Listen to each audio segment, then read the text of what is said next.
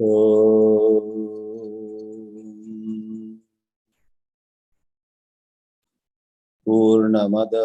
Purnamidam Purnat Purnamudachyate Purnasya Purnamadaya Purnamevavashishyate. Om Shanti Shanti Shanti.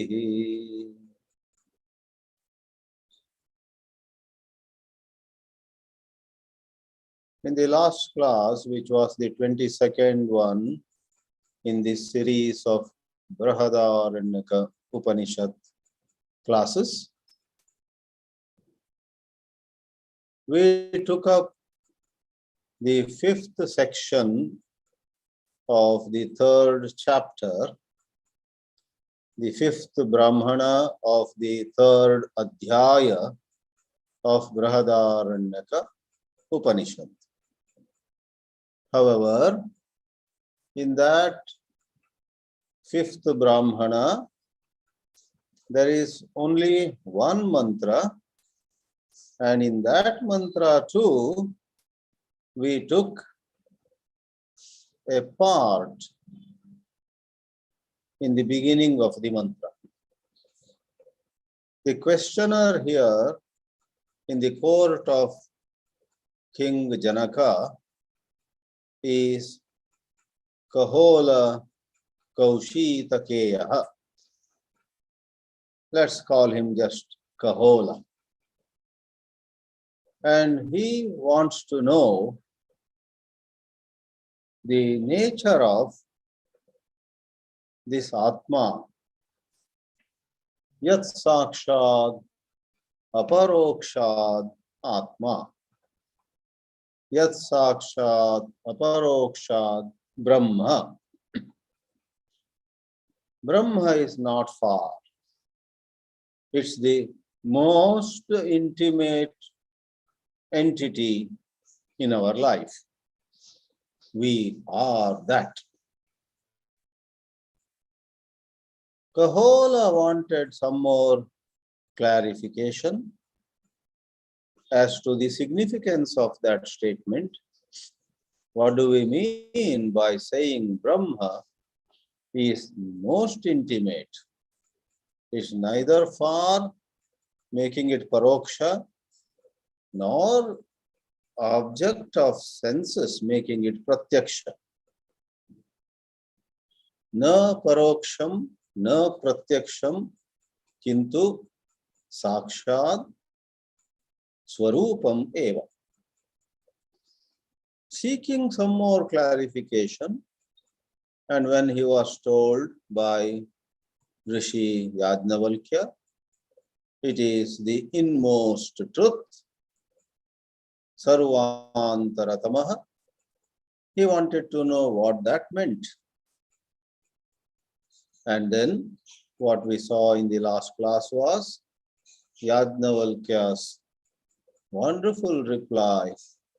What is meant by saying it is the inmost is, it doesn't go through what the body, the mind, and the pranas go through. Ashanaya pipasa are what the pranas go through. Hunger and thirst. Shoka moha are what the emotional mind goes through. And then jara, mrityu, old age and death are what the body goes through. By saying this sakshad, aparokshad, Brahma, our true nature is free from these 6 waves of worldly life. Shankara Bhashya calls these 6 Shat Urmayaha. Urmi means a wave, a taranga. like there are waves on the surface of a sea. Our worldly life is like being upon a sea. And it's not a calm, serene, quiet sea. Rather, it has these waves. Ashanaya pipase, shoka mohau, jara mrityu. And if we wake up from this dream of egoic life, full of I, me, and my, then we realize that we have transcended hunger and thirst, birth and death, grief and delusion. That was the first part of this 3.5.1, third chapter, fifth section, first mantra. There is no second mantra in this. One mantra alone makes up for the entire Brahmana section. In this session, therefore, we take up the second part, because the second part has substantial guidance to you and me in our sadhana. We therefore allotted a section, a whole class, a whole period for the second part of the same mantra. So what does the second mantra or second part of the mantra really say? Let me tell you in advance. The whole mantra, which we shall read after a couple of minutes, talks about how certain pious as well as wise people, calling them Brahmana. Today we need to call anyone who has that piety, who has that wisdom, who has that super sattvic nature, a Brahmana. These super sattvic, pious, wise people, upon getting a glimpse of this ātmā tattva, they clearly see, if I am already full, which is making sense to me now, which is no more somebody saying from some platform, irrespective of how much we revere or respect him or her, somebody saying is different. We seeing the truth of it is different. Therefore, this mantra says, Etam ātmānam viditva brahmanaha bhikshacharyam charanti. They let go of worldly pursuits. A parallel in Bhakti Marga can be seen in the life of Purandara Dasa. There are many more like that, but I am mentioning one. He was very attached to money. He was a very rich businessman dealing with precious stones like diamonds and rubies and so on. Not to go into the whole story, this Navakoti Narayana, that was the name of that merchant in some part of Karnataka. He realized that this wealth, this family, this so-called punya karma, some puja, homa, havana here and there, or some pilgrimage here and there, all of them cannot come anywhere near the supreme glory of Hari, Narayana, Purandara, Vithala. Can you believe? Lock, stock and barrel. He gives that whole very prosperous business away and becomes a dasa, one of the richest merchants on the earth at that time. Navakoti Narayana becomes Purandara Dasa, wearing simple clothes, having a musical instrument in his hands, and walking around, roaming around, singing glories of Narayana, Mahavishnu. Purandara Vitala. That is Bhikshacharyam Charanti Vitthaya Vaiparityena Utthaya. Generally, we get up to do something, but here it is Vaiparityena. This getting up is so different. Viparitam. Normally, when somebody gets up and rolls up his sleeves, you understand he is up to something. Here, Vaiparityena Utthaya. Kathopanishad says, right? Uttishtata Jagrata Prapya Vara Nibodata. Arise, awake, and get to know the supreme truth. There also Uttishtata. Here Utthaya. Visheshena we would say generally, but Sri Shankaracharya says we here stands for Vaiparityena Utthaya. This getting up is so different. In what way?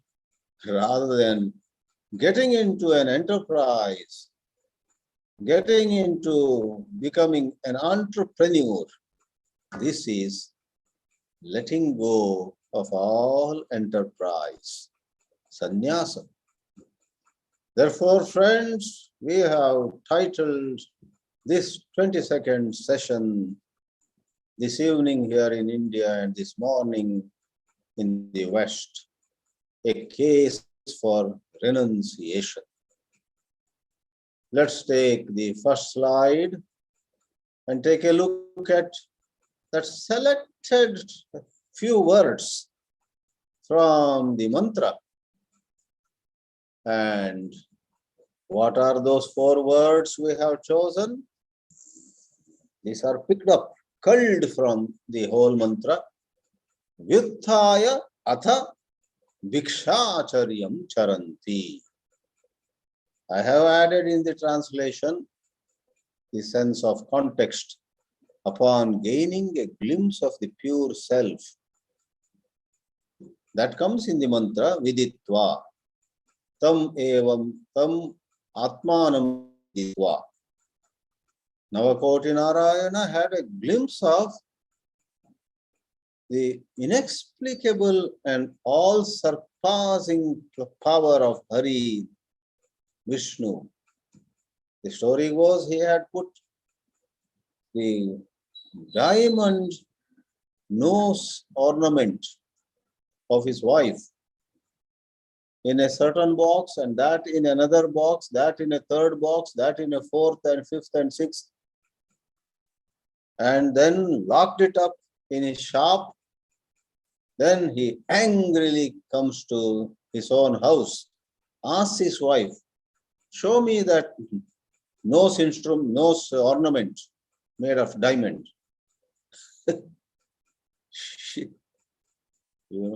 She had given it away to a beggar. And he is furious on that.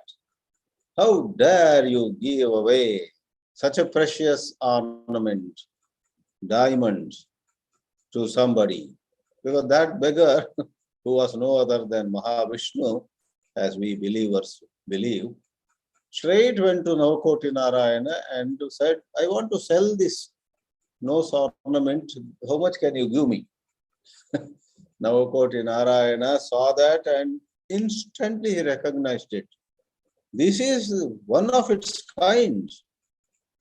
This precious stone is with my wife only. He figured out this. My wife has gone crazy these days. The truth is, he was crazy about money. He was crazy about social status. She was very charitable, generous, God-minded. So, when he comes, she shudders with fear. She decides to commit suicide. She goes inside and she wants to take poison. She puts some poison, I guess, in some drink and is about to drink that. That's the famous story. And even as she lifts it, in that glass of some liquid where there is poison, she sees something shining. And she wonders, what is this shining in this? She takes a second look. It is that diamond nose ornament which she had given to the beggar. The beggar took it to the shop. Navakoti Narayana saw it and locked it up somewhere, and most furiously than ever in life had come like a storm to the house. How did that come here? Now she, rather than committing suicide, gives that nose ring to Navakoti Narayana.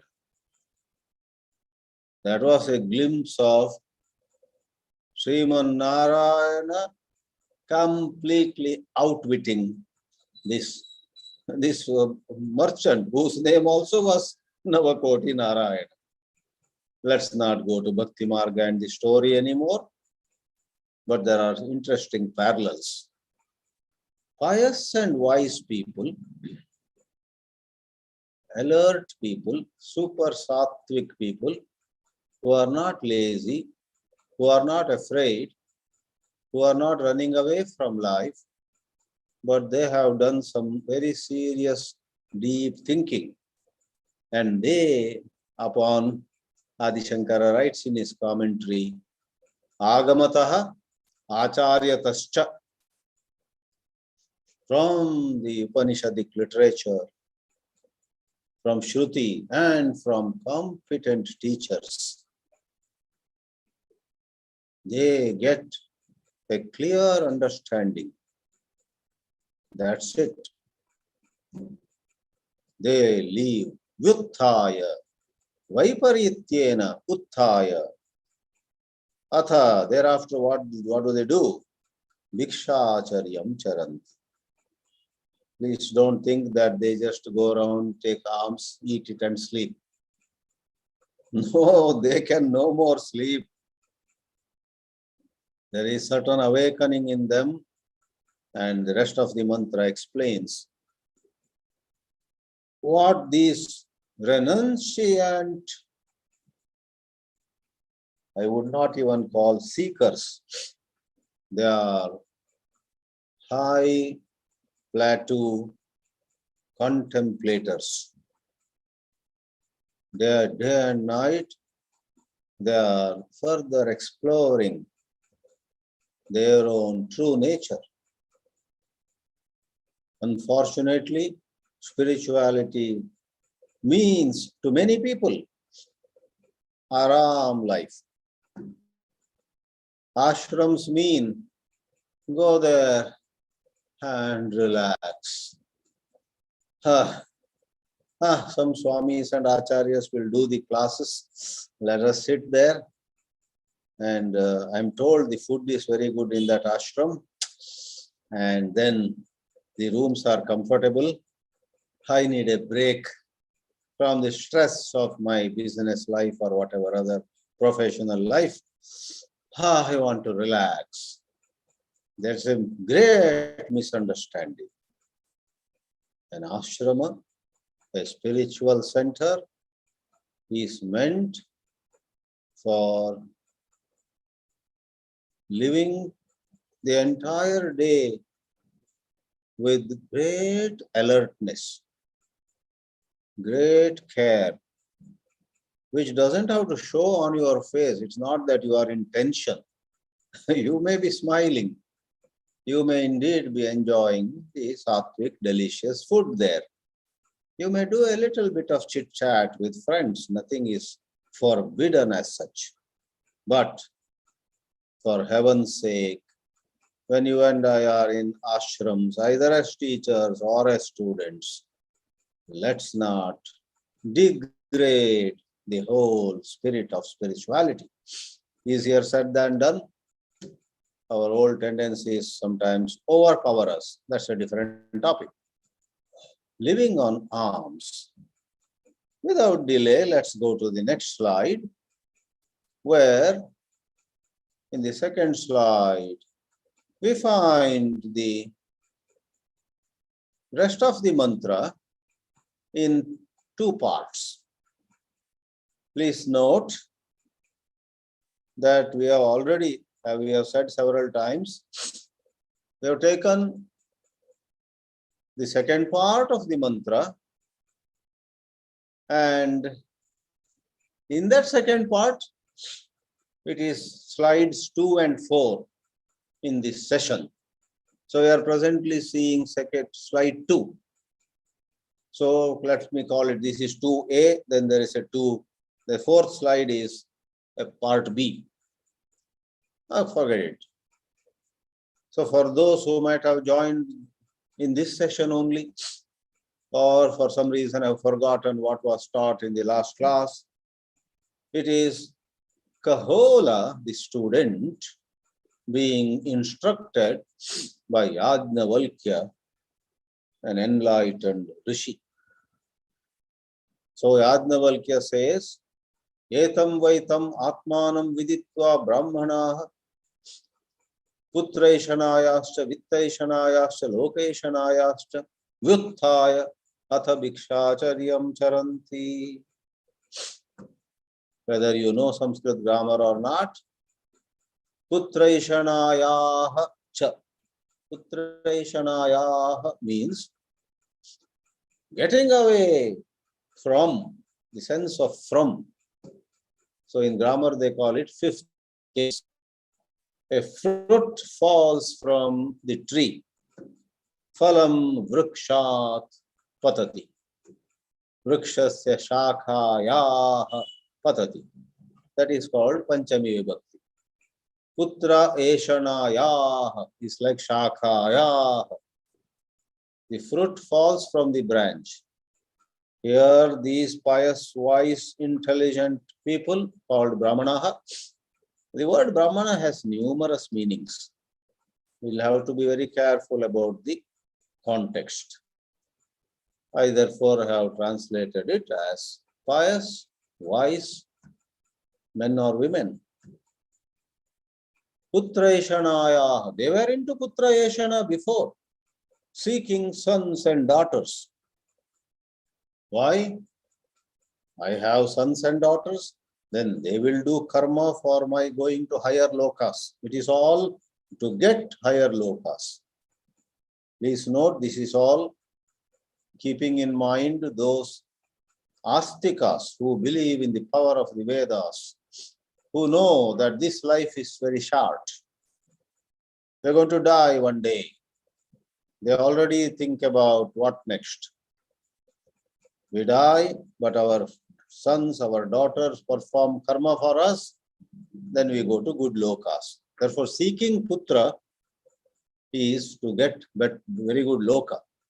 Vittaishanaya, again Panchami. They walk away from the pursuit of wealth, into which they were very much. Please note, Navakoti Narayana was heavily into earning more and more. He had Vittaishana. So here Vittaishana also is actually Lokaishana. Why? Through Vitta, the Astikas actually do not want anything else. When you have wealth, you can perform a lot of karmas. You yourself sit, you have highly qualified priests coming and conducting those. Therefore, there is a Subhashita which I trust half of you in the audience would know. Vidya dadati vinayam, vinaya dhyati patratam, patratva dhanamapnoti, dhanat dharmaha dharma tata sukham. That line, dhanat dharmaha, had given me a little jerk when in the olden days I read that Subhashita.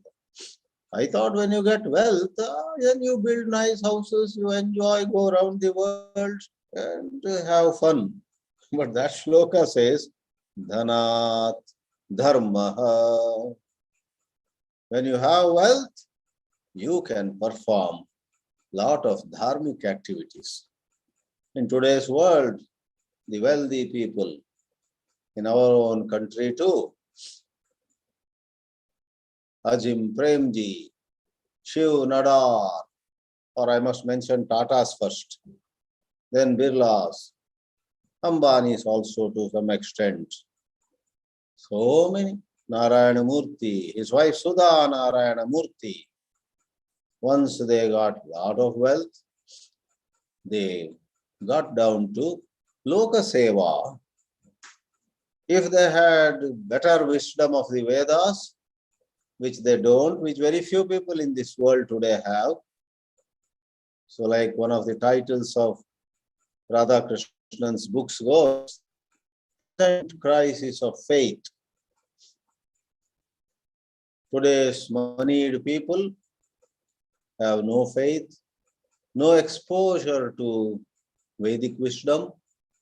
Even if they are passing by Sringeri or Kanchi, Puri or Dwarka, Joshimath or Udupi or Srirangam, where apart from Vedanta, those institutions have been protecting Vedika karma.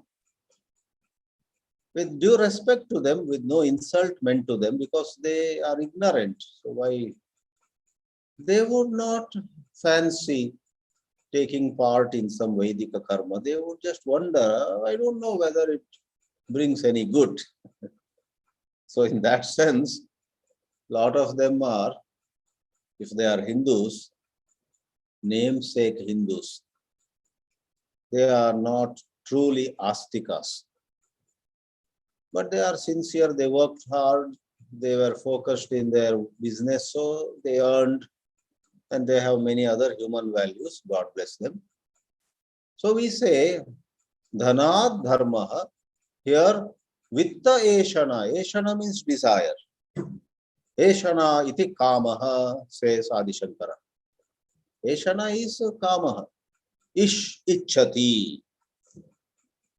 When we like something and we want it, we say, oh, you know, that ice cream is very ishta. Ishta means desired. Ish is to desire. This ice cream is my ishta, and that food item is anishta. I don't like it, right? Anishta can mean evil also sometimes. Leave it aside. So eshana, I guess, comes from the root ish, to desire. Eshana iti kamaha.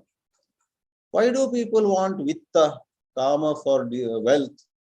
Because through that, they can do more and more good works, punya, and then go to loka. So behind putraishana, behind vittaishana, there is a desire for attaining higher regions. Today, one last time, because of utter ignorance of the Vedic view of life, most people, so-called educated people, also are only able to see as far as when they have children going to school. In 10 years, in 15 years, I want my daughter to settle in England. I want my son to settle in America. So they go, some parents go out of their way to educate their children. England is a loka in their narrow vision. America is a loka. Singapore or Hong Kong, Gulf or Japan are various good lokas. So they educate their children, taking great pains, and that is locational, in a manner of comparing or drawing an analogy. So Shankaracharya has explained Eshana as kama.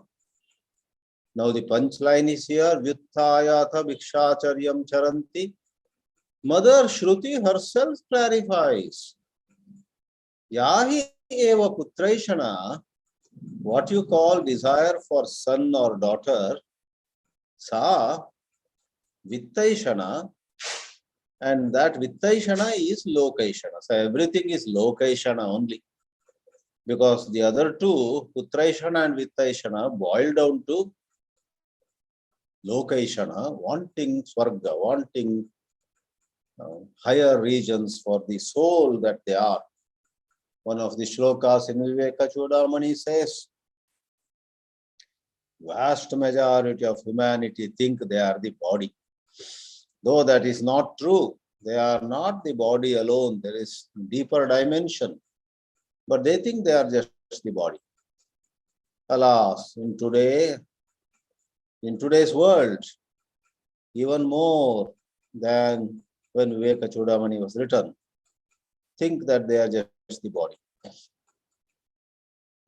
A little evolved, that mantra, the shloka in Viveka Chudamani says, know that they are jiva, having a body. They drop the body, the jiva goes to various other regions. That's the context here. Who is after putraishana, who is after vittaishana, who is after lokaishana? Yesham jananam jiva bhavaha vartate. They think they are jiva and they think beyond England and America. They think beyond Hong Kong or Japan. They think beyond the higher standard of living on this earth, which has a place. They think of what further. The Shruti itself says, Ubehi ete eshane eva bhavataha. Putraishana, vittaishana cha, those two are, first of all, their desires, and all desires finally are aimed at lokaishana. And Adi Shankara in his, I would not say very long, but fairly long, medium-sized commentary on this mantra, wow, says so wonderfully. And it's a very profound remark. Human life goes in circles. I'm putting it in my own words. Goes in circles again and again and again about what? Sadhana, sadhya, vibhaga. There is a domain where here is the means and here is the end. The domain of means and ends. Means is karma and the end is phala. Very good education can give to us a very good job, right in our own country where we are born, or in some more prosperous, developed country. Okay, whatever. So this is the means, that is the end. Karma and phala, sadhana and sadhya. And Shankara is uncompromising when it comes to pointing out what is Vedanta.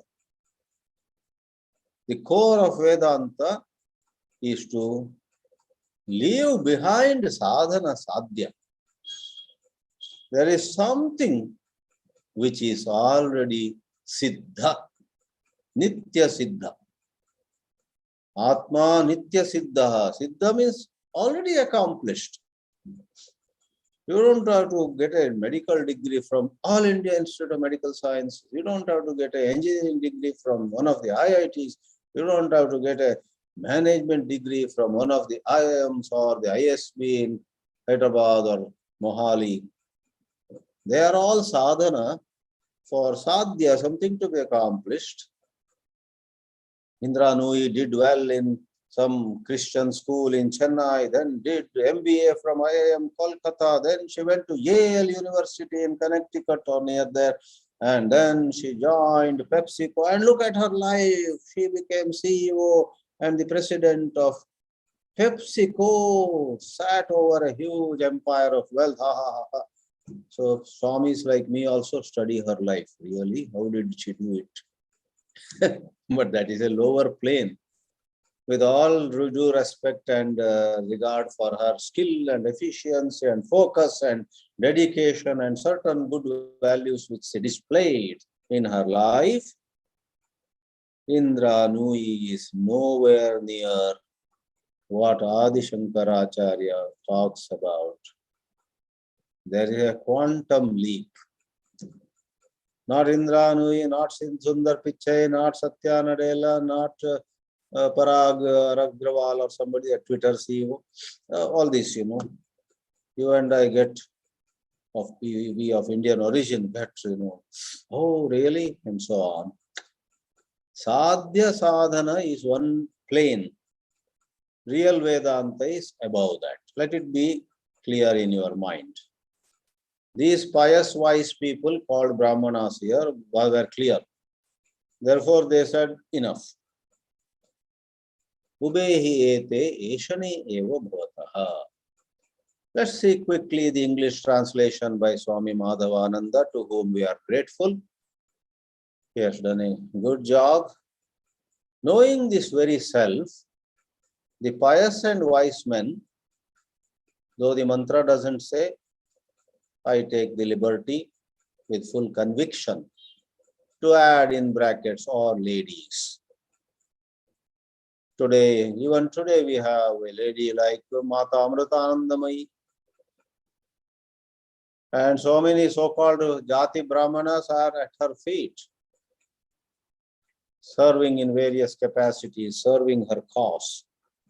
She is a lady. She is not from the so-called caste of Brahmins. She is perhaps from fishermen's community by birth, but she has that spiritual awakening which is unparalleled. Therefore, with conviction, not just to please the ladies attending my classes, I am writing, wise men or wise ladies, renounce the desire for sons, for wealth, and for the worlds, and lead a mendicant's life. That which is the desire for sons is the desire for wealth. That which is desire for wealth is the desire for worlds. Both these are but desires. All three of them are but desires within the domain of sadhana and sadhya. Where that domain ends, real Vedanta begins. Check out where you are. Have you ever appreciated that abidance in what is already accomplished? Not getting caught in, I will do this and I will get this. If I do this and I will get that. And time is running short. Oh my, I better do this. Who and so on. All that within space and time, identified with your personality, not questioning whether it's true or false. You and I have spent lives and lives. We now go to the fourth slide, where really the last part of not just the mantra, but of the whole section called Brahmana is presented. Tasmad Brahmanaha. The word Brahmana is used again and again. Perhaps in olden days, there was a certain division of labor, which is up to social studies and social sciences to approve or disapprove and all that. But whatever it is, the Vaidika Brahmanas were by and large very much into all these deliberations. Like in Western countries, the white people. Into science, into art, into music, into anything refined, into anything beautiful, the white community. And in America, there is an idiomatic expression for certain arrogant intellectuals in Harvard and MIT and that side especially. They are called Boston Brahmins. I won't go into it. Check out in Google, who are these Boston Brahmins? That has nothing to do with the Brahmins of India. But Boston Brahmins is an idiomatic expression coined by somebody to refer to a group of privileged academicians who are very proud of themselves and who, in all likelihood, kept a lot of things to just themselves, etc. So we are not here into social sciences, social studies and all that. That has a place of its own. But you and I have gathered here as students of Moksha Shastra. So wherever the word Brahmana comes, take it with a pinch, take it with a grain of salt, as they say, and understand. A pious and sattvic, super sattvic, wise, intelligent, courageous, like elsewhere the word dhiraha comes. Kaschid dhiraha pratyagatmanam aikshat avritta chakshuhu amritatvam icchan Upanishad. Now I will quickly go into this portion, and there are three words which are very insightful. And to make long story short, I will give you the gist of how Adi Shankara has explained very well. Pandityam nirvidya. The mantra is showing the right path. There may be some Ramana Maharshi here, some Nisargadatta Maharaj there who did not study all the Shastras, who got enlightened. We bow down before them. We are inspired by them, but for us, Shastra, Panditya, deliberating on scriptures with the help of Acharya is necessary. Now, Nirvidya, please be alert here. If you have come across this word elsewhere, you are likely to get a bit confused here. In the famous mantra of Pariksha Lokan Karmachitan, Nirvedamayat is used in the sense of Vairagya. Nirveda is Vairagya. Or in the chapter 6 of Bhagavad Gita, Nirvinna, that is the past passive participle of the same root and upasarga. Nirvinna means depressed. So what is this Pandityam Nirvidya? So do these wise people get some sort of depressed with respect to Shastra Jnana? Or they get Vairagya about Shastra? No.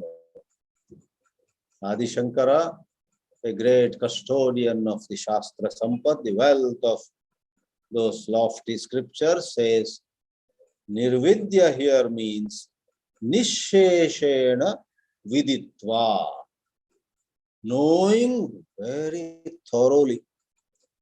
I'm sorry to say, 999 out of 1,000 Vedanta students who may have been studying Vedanta for many years under sometimes well-known teachers, alas, have not come upon true clarity. They are going round and round. They have many phrases and expressions and concepts in their heads. I tell you, this Pandityam Nirvidya means having a highly clear Shastra Jnana with respect to not secondary topics, the primary topic, Tatparya Nirnaya. Shastra Jnana, very clear. Not just some trumpeting, some scholarship in front of some people and getting applause from audiences who also don't know much. It has nothing to do with that popular form of scholarship. Pandityam Nirvedya. Shastra Jnane Tatra api Sarabhute Atma Jnana Vishaye Vishesha Spashtatam Prapya Ityartha. Then comes a second word which also is perplexing. Everyone here, I guess, knows the Sanskrit word Balya. Balya, everybody takes as childhood. I too, when long back I read this mantra, I just imagined maybe Brihadāranyaka Upanishad is talking about return to childhood. In spirituality, there is a phrase, return to childhood. Going back to certain innocence of childhood.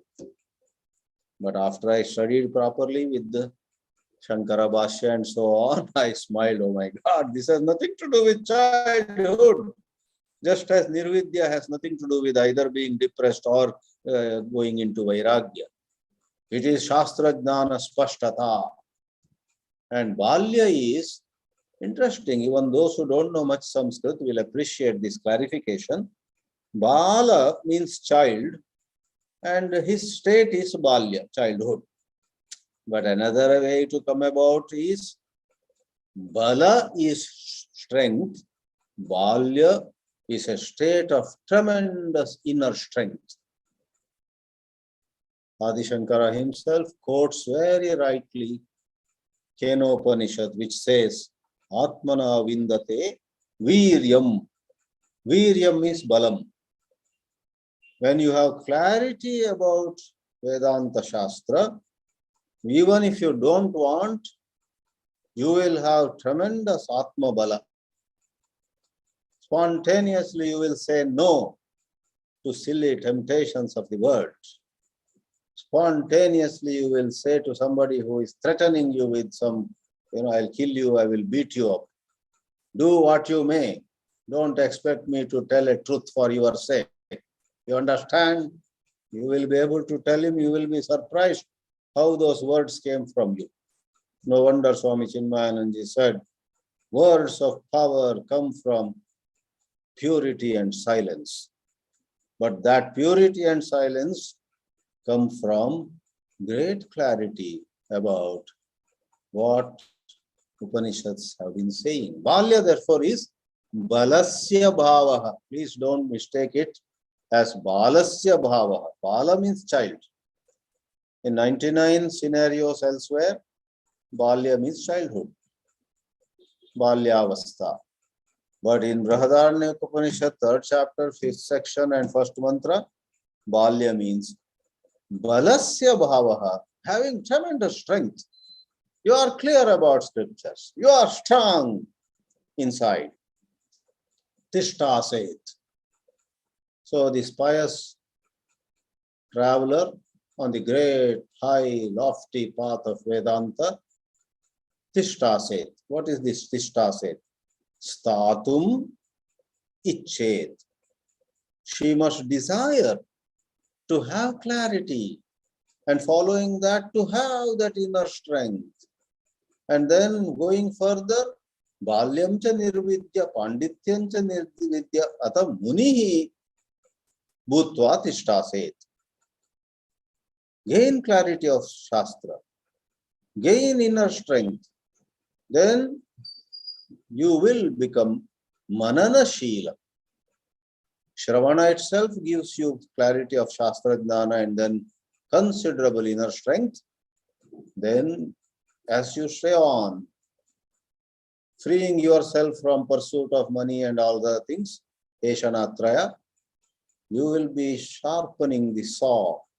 I'm using Stephen Covey's expression, the 7th habit, sharpen the saw. Because with a blunt saw, though you are hardworking and sincere and everything, you can't cut a tree in a short time.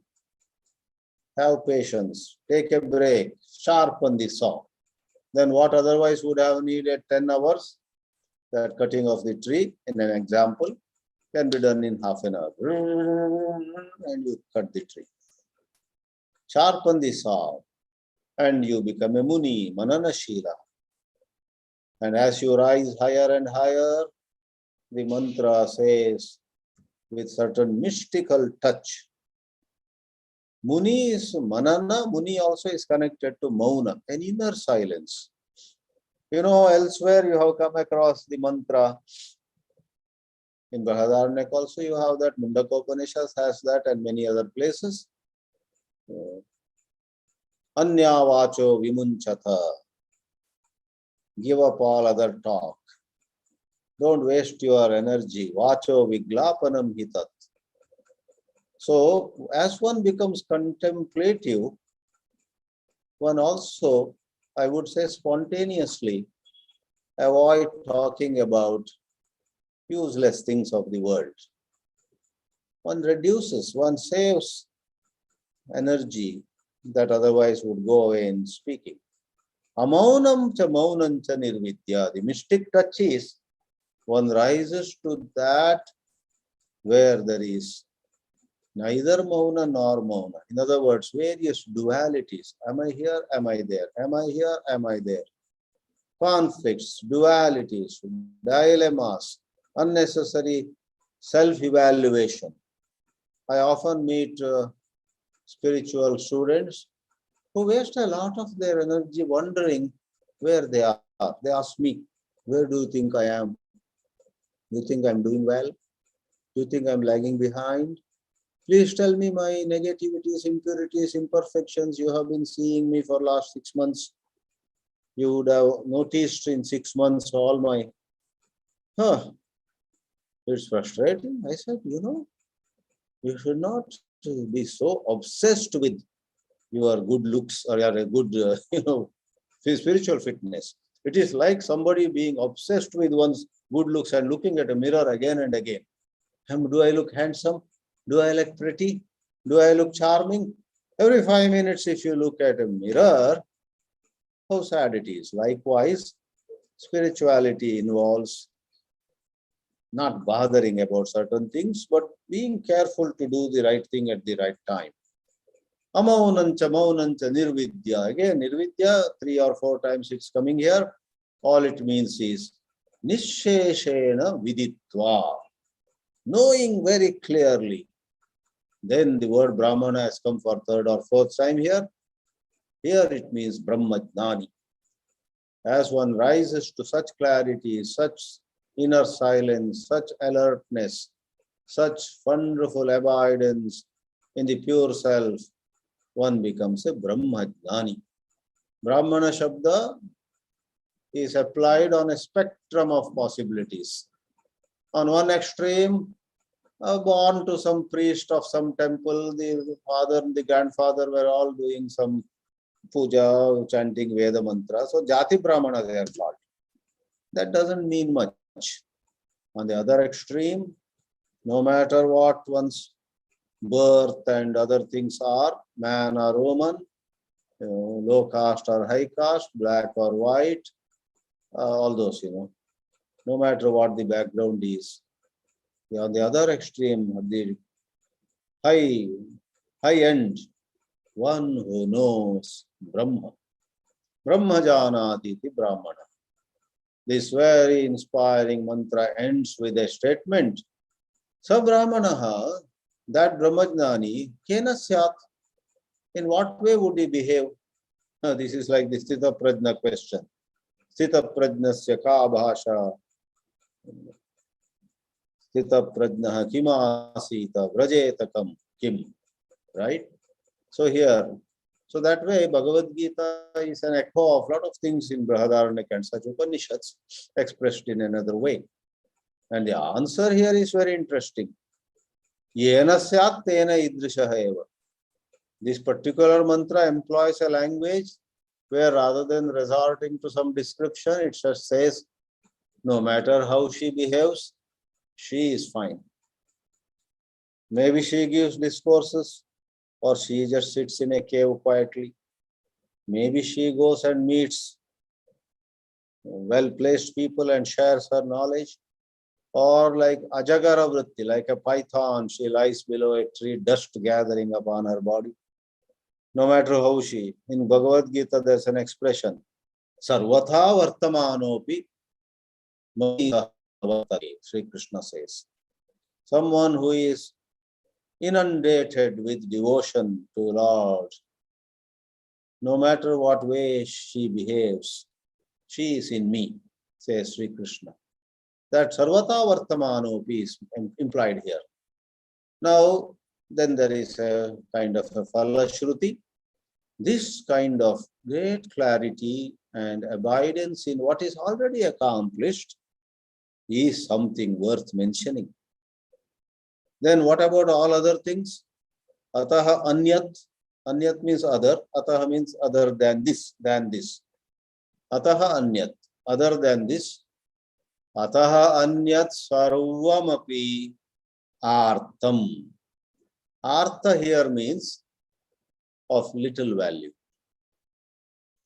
As you know, when in English you don't put an article a, I didn't say of a little value, I said of little value.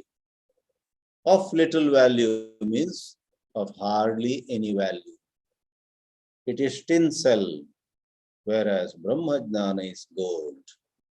You want to carry gold or you want to collect some tinsel? Empty show, illusory world is called Tinsel Town. In Bombay, we have Bollywood. Sometimes they refer to it as the Tinsel Town. Tinsel is some cheap, thin, light metal.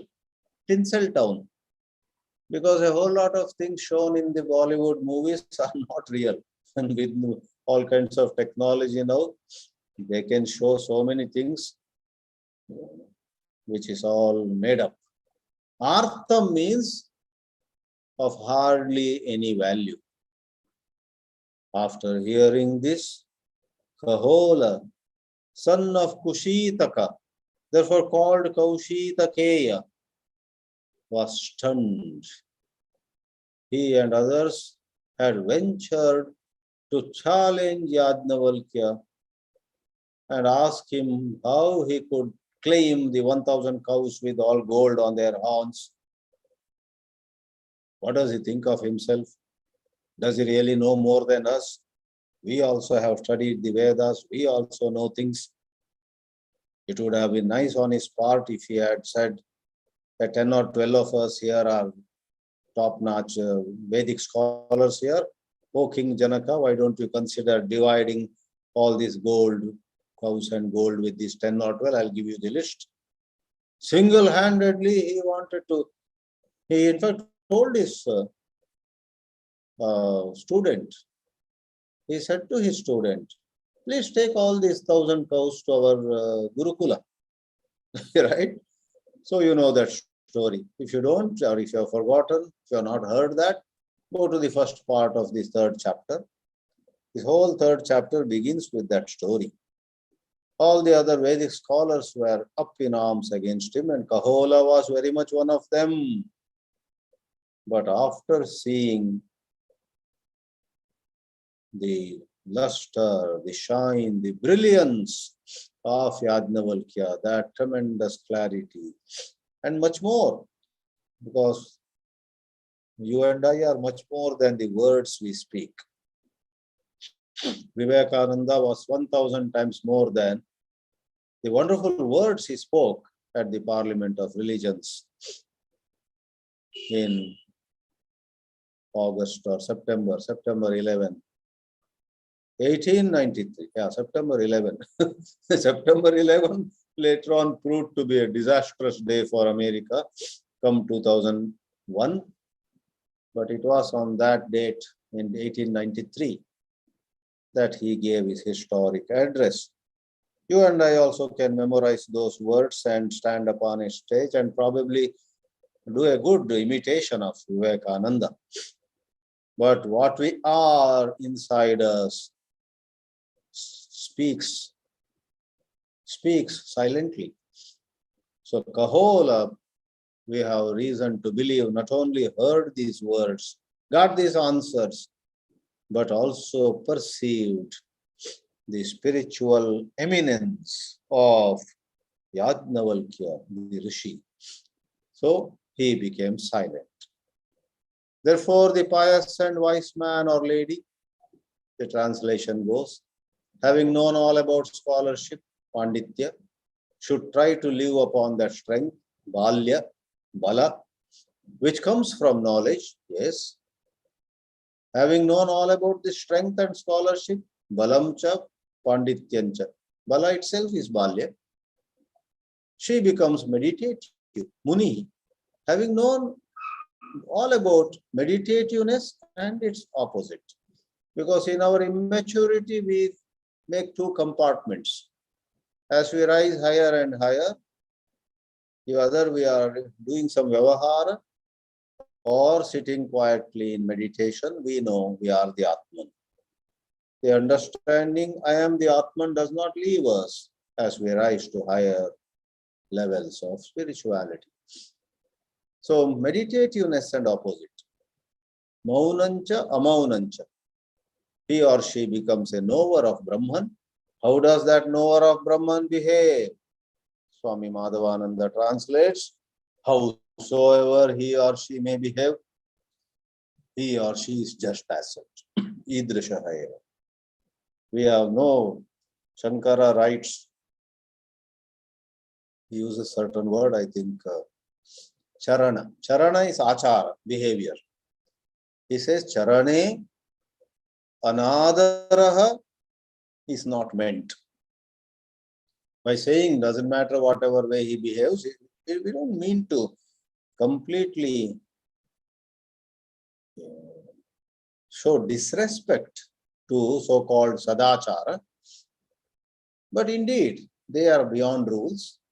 But let us assure you, 999 out of the 1,000 enlightened people would be visibly, explicitly, unmistakably anchored in sadvritta, sadachara.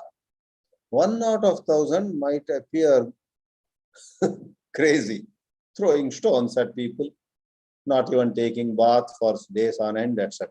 But get close to him, get close to her, you will find behind that so-called apparent durachara, she or he is indeed blessing the world. So, sadacharam prati anadiraha atra na darshitaha. No disrespect is shown here by saying doesn't matter what way he behaves, how does it matter what way she behaves. No, it is only to show a certain height, the greatest height they have reached. Om Namah Paramarashibhyo Namah Paramarashibhyaha.